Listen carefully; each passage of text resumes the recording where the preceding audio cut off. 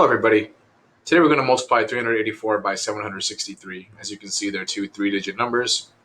Steps are written on the right. And we're going to go right to left, and we're not going to have any multiplication carries. We're only going to have addition carries at the end. So let's go ahead and get started, and you'll see how this goes. 4 times 3 is 12. That's the first step. We're going to write it like this. 1, 2, so 12. Okay? Great. So step 1 is done. Now that's step 2. We're going to do a cross multiply and add with these 4 numbers. So I have 8 times 3 plus 4 times 6. So 8 times 3 is 24. 4 times 6 is 24. 24 plus 24 is 48. So we're going to write it like this. 4, 8. See? No carries. Great. Now we're going to do a double cross multiply and add, and then we're going to add the 8 times 6. And if you think about it, it makes sense. 100 times a 1, 100 times a 1, and a 10 times a 10 all make a place value of 100. So 3 times 3 is 9. 7 times 4 is 28. And 8 times 6 is 24. So we can go in any order we want. Let's go 28 plus 9 is 37. And then 37 plus 48 is 85. Okay, so we're going to put 85. Let me just get rid of those markings.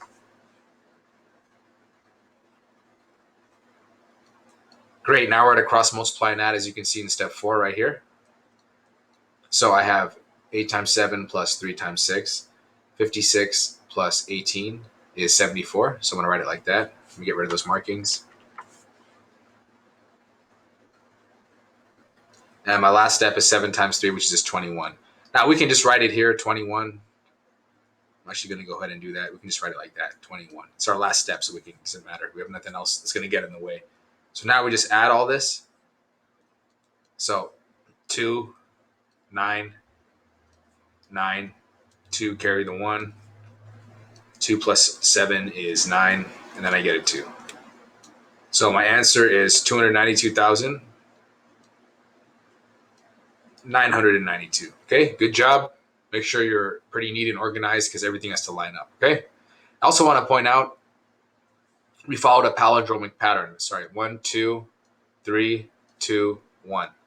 So what I mean by that is if you look at step 1, we only focused on these pairs of numbers, correct?